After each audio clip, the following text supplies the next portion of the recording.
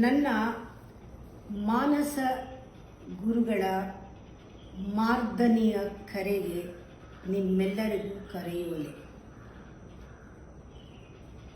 ಇವತ್ತು ನನ್ನ ಮಾನಸ ಗುರುವನ್ನ ಸ್ಮರಿಸಿ ವರಯೋಗ ಮಾರ್ಗ ಯಾವ ರೀತಿ ಅವರು ಹೇಳಿದ್ದಾರೆ, ನನಗೆ ಉಪದೇಶ ಆಗಿದೆ, ಅದು ನಿಮಗೂ ಹಂಚೋಣ ಅಂತ ಆಸೆ. ತಮಸ್ಸು ಗುಣ ಯಾರಿಗಿರುತ್ತೋ, ಹೆಚ್ಚಿರುತ್ತೋ, ಡಾಮಿನೇಟ್ ಆಗಿರುತ್ತೋ ಅವರಿಗೆ ಗ್ರೇಸ್ ಸಾಧ್ಯವೇ ಇಲ್ಲ. ಈ ಅನುಗ್ರಹ, ಆಶೀರ್ವಾದ ಎಲ್ಲವನ್ನೂ ತಗೊಳ್ಳಕ್ಕೆ ಆಗಲ್ಲ ಅವ್ರ ಕೈನಲ್ಲಿ. ಇನ್ಕೇಪಬಿಲಿಟಿ. ಬಿಕಾಸ್ ತಮಸ್ಸು ನಾನ್ ರಿಸೆಪ್ಟಿವ್ ನೇಚರ್, ತಗೊಳಕ್ಕಾಗಲ್ಲ.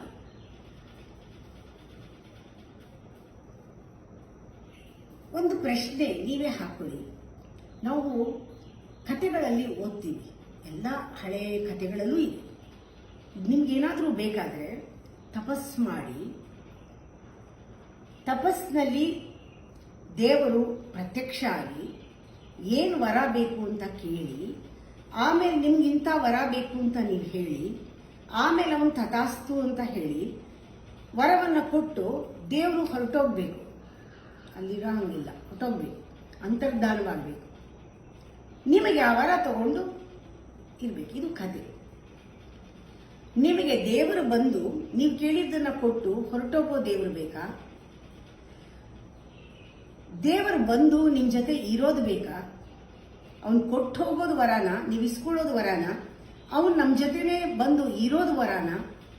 ಅವನು ಯಾವಾಗಲೂ ನಮ್ಮ ಜೊತೆನೆ ಸದಾಕಾಲ ಇರೋದು ವರಾನ? ಯಾವುದು ವರ? Feeling his presence. ಸದಾ ಅವನಿದ್ದಾಗ ಏನು ಕೇಳೋದಿದೆ, ಅವನೇನು ಕೊಡೋದಿದೆ, ನಾವೇನು ಇಸ್ಕೊಳ್ಳೋದಿದೆ? ಸದಾ ಅವನೇ ಇದ್ಮೇಲೆ ಕೇಳೋದು ಇಲ್ಲ, ಕೇಳೋಕ್ಕೇನೂ ಇಲ್ಲ. ಬಿಕಾಸ್ ಅವನೆಲ್ಲ ಸರ್ವಸ್ವನೂ ಅವನೇ. ಯಾರು ತಮಸಿಕರೋ ಅವರಿಗೆ ಇಂಥ ವರ ಸಿಗೋದು ಕಷ್ಟ. ಸ್ವಲ್ಪ ನಮಗೆ ಸಂಸ್ಕಾರ ಬೇಕು.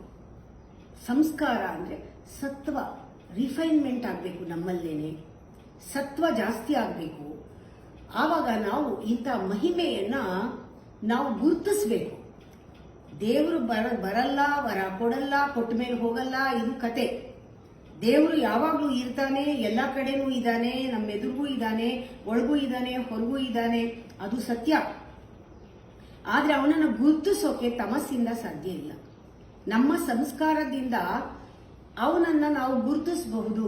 ಅವನ ಮಹಿಮೆಯನ್ನ ಗುರುತಿಸೋದಕ್ಕೆ ನಮಗೆ ಸಂಸ್ಕಾರ ಬೇಕು. ಹೇಗೆ ಬರ್ತಾನೆ ದೇವರು? ವರವಾಗಿ ಬಂದ್ಬಿಡ್ತಾನೆ, ಅವನೇ ವರ. ಯಾವ ತರ ಬರ್ಬೋದು? ಸಾಮಾನ್ಯ ರೂಪದಲ್ಲಿ ಬರ್ಬೋದು, ಕಾಮನ್ ಮ್ಯಾನ್ ತರ. ಹೇಗೆ ಬರಕ್ ಸಾಧ್ಯ? ಈ ಪ್ರಪಂಚದಲ್ಲಿ, ಈ ಲೋಕದಲ್ಲಿ, ಜನಗಳಿರುವ ಲೋಕದಲ್ಲಿ ಯಾವ ತರ ಬರಕ್ ಸಾಧ್ಯ? ಅವನು ಏಲಿಯನ್ ತರ ಬರಕ್ಕಾಗತ್ತಾ? ಇಲ್ಲ. ಸಾಮಾನ್ಯ ಮನುಷ್ಯನ ರೂಪದಲ್ಲಿ ಬರ್ಬೋದು, ಸಂಸಾರಿ ವೇಷದಲ್ಲೇ ಬರ್ಬೋದು. ಗಂಡನಾಗಿ ಬರ್ಬೋದು, ಹೆಂಡತಿಯಾಗಿ ಬರ್ಬೋದು, ಪಕ್ಕದ ಮನೆಯವರಾಗಿ ಬರ್ಬೋದು, ರೋಡಲ್ಲಿ ಹೋಗೋ ತರ ಬರ್ಬೋದು, ಫ್ರೆಂಡ್ ತರ ಬರ್ಬೋದು, ಗುರುವಾಗಿ ಬರ್ಬೋದು, ಯಾವ ತರ ಬೇಕಾದ್ರೂ ಬರ್ಬೋದು. ದೇವರು ಎಲ್ಲ ಕಡೆನೂ ಇದ್ದಾನೆ, ಎಲ್ಲ ತರನೂ ಇದ್ದಾನೆ ಅಂದಾಗ ಎಲ್ಲದರೊಳಗೂ ಇರ್ಬೋದು, ಎಲ್ಲರೊಳಗೂ ಇರ್ಬೋದು, ನಿಮ್ಮ ಎದುರು ಬರ್ಬೋದು. ಆದರೆ ಗುರುತಿಸ್ಬೇಕಲ್ಲ ನೀವು. ಅದಕ್ಕೆ ಅವನ ಮಹಿಮೆಯನ್ನ ಗುರುತಿಸ್ಬೇಕಾದ್ರೆ ನಮಗೆ ಸಂಸ್ಕಾರ ಬೇಕು. ಅದನ್ನು ಗುರುತಿಸ್ಬೇಕಾದ್ರೆ ನಮಗೆ ಸಂಸ್ಕಾರ ಬೇಕು. ಸಾಮಾನ್ಯ ರೂಪದಲ್ಲಿ, ಸಂಸಾರಿ ವೇಷದಲ್ಲಿ ಸ್ವಾಮಿ ನಿನ್ನೆಡೆಗೆ ಬರಬಹುದು ವರ ನೀಡಿ. ಮಹಿಮೆ ಕಾಂಬೋಡೆ ನಿನಗೆ ಮಹಿಮೆ ನೋಡಕ್ ನಿನಗೆ ಸಂಸ್ಕಾರವಿರಬೇಕು. ತಾಮಸಿಗೆ ವರವೆಲ್ಲಿ ಮಂಕುತಿಮ್ಮ. DVG ಅವರು ನನ್ನ ಮಾನಸ ಗುರುಗಳು. ನಾವು ಗುರುತಿಸಬೇಕಾದ್ರೆ ನಮಗೆ ಸಂಸ್ಕಾರ ಬೇಕು.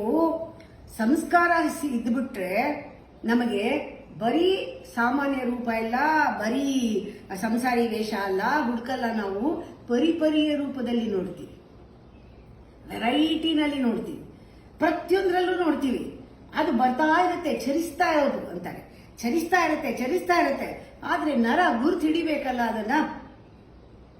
ನಾವೇನ್ ಅನ್ಕೊಂಡ್ಬಿಡ್ತೀವಿ ಅಂದ್ರೆ, ಮೊದಲು ನಾವು ಕನ್ಸಿಡರ್ ಮಾಡೋದು ಯಾವಾಗ ತಮಸ್ನಲ್ಲಿ ಇರ್ತೀವಿ ಅವಾಗ ನಮ್ಮನ್ನ ಬಹಳ ಲಿಮಿಟೆಡ್ ಆಗಿ ತುಂಬಾ ಅಂಡರ್ ಎಸ್ಟಿಮೇಟ್ ಮಾಡ್ಕೊಂಡ್ಬಿಡ್ತೀವಿ. ಇದೊಂಥರ ಅಹಂಕಾರ, ಇದು ಬಹಳ ಮನೋರೋಗ. ಇದು ನಾನು ಒಂದು ಕತ್ತೆ ಅಂದ್ಕೊಳ್ಳೋದು, ಅಥವಾ ನಾನು ಯೂಸ್ಲೆಸ್ ಅನ್ಕೊಳ್ಳೋದು, ಅಥವಾ ಏನೋ ಅನ್ಕೊಳ್ಳದೆ ಇದ್ರೂ ಎಲ್ಲರನ್ನೂ ಹಂಗೆ ಅನ್ಕೊಳ್ಳೋದು. ಅಂದ್ರೆ ನಮ್ಮ ಮೂಗಿನ ನೇರಕ್ಕೆ ನಾವು ನೋಡೋದು ಅನ್ನೋ ಗಾದೆ ಎಷ್ಟು ಚೆನ್ನಾಗಿದೆ ನೋಡಿ. ನನ್ನ ಕೈಲಾದ್ರೆ ಯಾರಿಗೂ ಆಗಲ್ಲ, ಯಾರಾದ್ರೂ ಮಾಡಿದ್ರೆ ನಂಬಲ್ಲ ನಾವು, ಯಾಕೆ ನಮ್ಗಾಗಲ್ವಲ್ಲ. ನಮ್ಗಾಗಿದ್ದು ಇವ್ರಿಗೆ ಆಗ್ಬಿಡುತ್ತಾ? ಇವ್ರೇನು ಆಕಾಶದಿಂದ ಇಳಿದು ಬಿಟ್ಟಿದಾರಾ? ಇವ್ರಿಗೆಲ್ಲ ಮಾಡ್ಬಿಡ್ತಾರಾ? ನಮ್ಗೆ ಆಗಿಲ್ಲ, ನಮ್ಗಾಗಿಲ್ಲ. ನಾನು ಆರ್ಡಿನರಿ ಮನುಷ್ಯ, ಅವರು ಅಷ್ಟೇನೆ. ನಾವ್ ಹೇಗೆ ಬಂದಿದೀವೋ ಅವರು ಹಂಗೆ ಬಂದಿರೋದು. ನಮ್ಮಲ್ಲಿ ಮಾಂಸ ಅವರಲ್ಲಿ ಮಾಂಸ, ನಮ್ಮಲ್ಲಿ ರಕ್ತ ಅವರಲ್ಲಿ ರಕ್ತ. ಇದು ಒಂದು ಧರೆಯ ಪ್ರಾಣಿ, ಭೂಮಿ ಮೇಲೆ ಹುಟ್ಟಿರೋದು. ಇವ್ರೇನು ಆಕಾಶದಲ್ಲಿ ಹುಟ್ಟಿದಾರಾ ಅಂತ ನಾವು ಯಾವಾಗ ನಮ್ಮ ತರನೇ ಇವರುಗಳೆಲ್ಲ ಅಂದಾಗ, ಎಲ್ಲಾರ್ಗು ನಮ್ಮ ತರನೇ ಅವರೆಲ್ಲ ಇರೋದು ಅಂದಾಗ, ನೀವು ಯಾರಲ್ಲಿ ಮಹಿಮೆಯನ್ನು ಗುರುತಿಸೋಕ್ ಸಾಧ್ಯ? ಎಲ್ಲ ಇರುತ್ತೆ, ಆದ್ರೆ ನಾವು ನೋಡಲ್ಲ. ಅಂದ್ರೆ ಪಡ್ಕೊಂಡಿರೋದನ್ನ ಅಂದ್ರೆ ತೊರೆದು ಬಿಡ್ತೀವಿ, ದೊರಕಿರೋದನ್ನ ತೊರೆದು ಬಿಡ್ತೀವಿ. ಯಾಕೆ ಅಂದ್ರೆ ನೀವು ಗುರ್ಸಕ್ಕಾಗಲ್ಲ, ಒಪ್ಪಲ್ಲ ನೀವು. ಇದು ಎಷ್ಟು ಚೆನ್ನಾಗಿ ಹೇಳಿದ್ದಾರೆ ಅಂದ್ರೆ, ಪರಿಪರಿಯ ರೂಪದಲ್ಲಿ ಪರದೈವ ಕಣ್ಮುಂದೆ ಚರಿಸುತ್ತೀರೆ, ನರನದರ ಗುರುತ ನರಿಯದೆಯೇ ಧರೆಯದದು. ಇದು ಭೂಮಿಗೆ ಸೇರಿದ್ದು, ತನ್ನಂದದ ಪ್ರಾಣಿಯೆಂದೆನಿಸಿ, ನಂತರನೇ ಇದೊಂದು ಪ್ರಾಣಿ ಅಂತ ತೊರೆಯುವನು ದೊರೆತುದನು ಮಂಕುತಿಮ್ಮ. ಎಷ್ಟು ಚೆನ್ನಾಗಿದೆ ನೋಡಿ. ಪರಿಪರಿಯ ರೂಪದಲ್ಲಿ ಪರದೈವ ಕಣ್ಮುಂದೆ ಚರಿಸುತ್ತಿದೆ, ನರನದರ ಗುರುತ ನರಿಯದೆಯೇ ಧರೆಯದದು, ತನ್ನಂದದ ಪ್ರಾಣಿಯೆಂದೆನಿಸಿ ತೊರೆಯುವನು ದೊರೆತದನು. ಸಾಮಾನ್ಯ ರೂಪದಲ್ಲಿ ಸಂಸಾರಿ ವೇಷದಲ್ಲಿ ಸ್ವಾಮಿ ನಿನ್ನೆಡೆಗೆ ಬಂದು ಬರಬಹುದು ವರ ನೀಡಿ, ಮಹಿಮೆ ಕಾಂಡೊಡೆ ನಿನಗೆ ಸಂಸ್ಕಾರ ಬೇಕು, ತಾಮಸಿಗೆ ವರವೆಲ್ಲಿ. ಕಾಣಲ್ಲಪ್ಪ.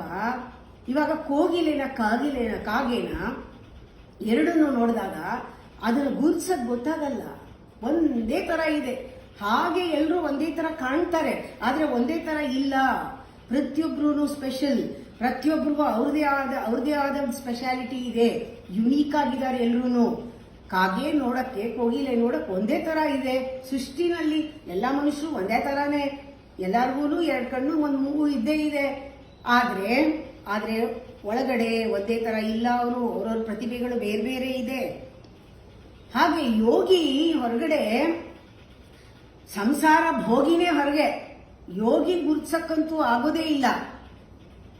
ಅದು ತಮಸ್ಸಿದ್ರೆ ನಾನೇ ಇಷ್ಟು, ನನ್ನ ತರನೇ ಎಲ್ರು ಅಂತ ನೋಡಿದ್ರೆ ಮೂಗಿನ ನೇರಕ್ಕೆ ಯಾವುದೂ ಆ ಮಹಿಮೆನ ನೋಡೋ ಕಣ್ಣಿಲ್ದೇ ಇದ್ರೆ ನಮ್ಗೇನ್ ಕಾಣಿಸುತ್ತೆ? ಆವಾಗ ಯೋಗಿ ಕಾಣಕ್ ಸಾಧ್ಯನಾ? ಇಲ್ಲ. ಸಂಸಾರ ಭೋಗಿಯೇ ಹೊರಗೆ. ಹೌದು, ಅವನು ಕೂಡ ಹೇಗೆ ಕೋಗಿಲೆ ಕಾಗೆ ತರ ಕಾಣ್ತಾ ಇದೆಯೋ, ಸಂಸಾರ ಭೋಗಿನೇನೆ. ಯಾಕೆ ಅಂದ್ರೆ ಲೋಕದಲ್ಲಿರುವಾಗ ಅವನು ಸುಖ ದುಃಖ ಸಂಭ್ರಮ ಎಲ್ಲದರಲ್ಲೂ ಇರ್ತಾನೆ. ಅವನು ಎಲ್ಲೂ ಓಡೋಗಕ್ಕಾಗಲ್ಲ.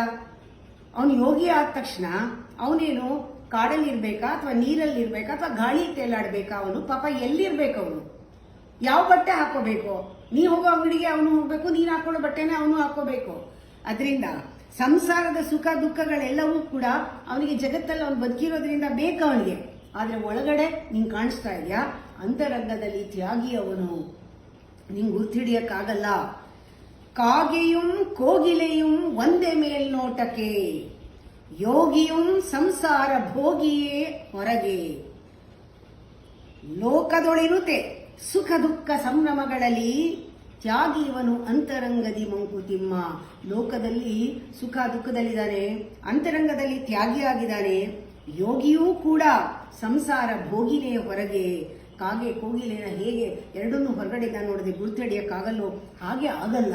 ನೋಡಿ, ಇವಾಗ ಸೂರ್ಯನ ನೋಡ್ತೀರಾ, 12 ಗಂಟೆ ಸೂರ್ಯ. ಅದಕ್ಕೆ ಬೆಳಗ್ಗೆ ಎದ್ದು ಬೇಗ ಸ್ವಲ್ಪ ಕಿರಣ ಒಂಚೂರು ಬೀಳಿ ಅಂತ ಹೋಗೋದು.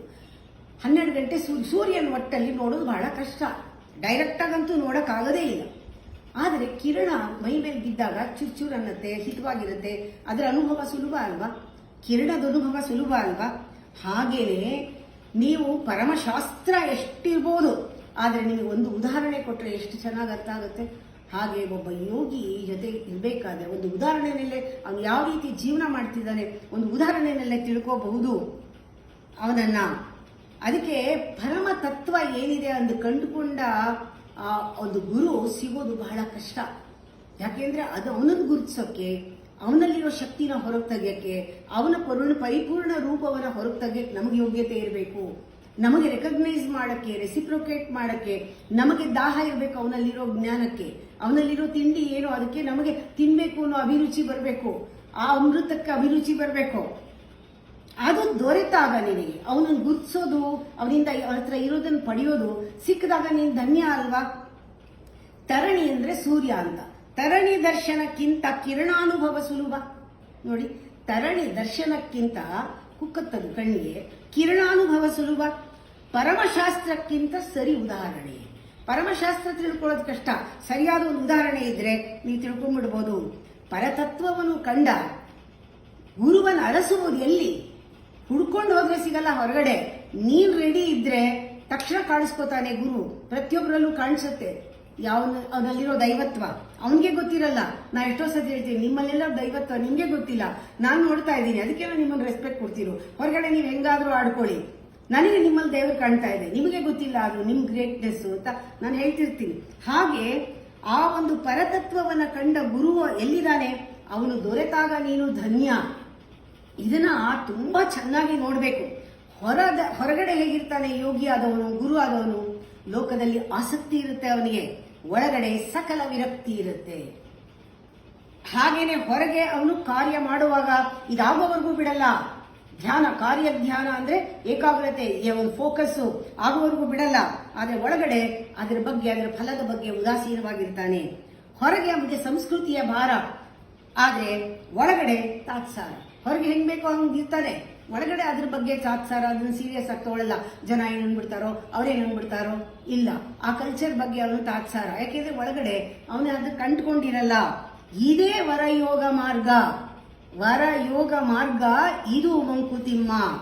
ತರಣಿ ದರ್ಶನಕ್ಕಿಂತ ಕಿರಣ ಅನುಭವ ಸುಲಭ. ಪರಮಶಾಸ್ತ್ರಕ್ಕಿಂತ ಸರಿ ಉದಾಹರಣೆ.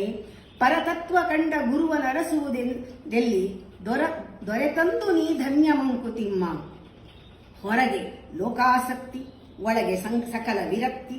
ಹೊರಗೆ ಕಾರ್ಯಧ್ಯಾನ, ಒಳಗೆ ಉದಾಸೀನ. ಹೊರಗೆ ಸಂಸ್ಕೃತಿ ಭಾರ, ಒಳಗದರ ತಾತ್ಸಾರ. ಪರಯೋಗ ಮಾರ್ಗವಿದು ಮಂಕುತಿಮ್ಮ.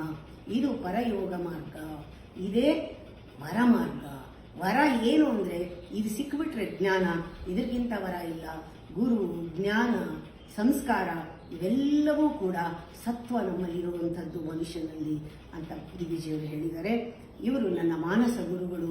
ಇವರ ಒಂದು ಮಾರ್ಧನಿಯ ಒಂದು ಕರೆ ಇದು ನಡೀತಾ ಇರುತ್ತೆ. ಇದಕ್ಕೆ ಮೊದಲನೇ ದಿನ ಇದು ಶುರು ಮಾಡಿದ್ದೀನಿ, ಇದು ಮುಗಿಯೋವರೆಗೂ ನನ್ನ ಜೊತೆ ಇರ್ತೀರಾ ಅಂತ ಅನ್ಕೊಂಡಿದ್ದೀನಿ.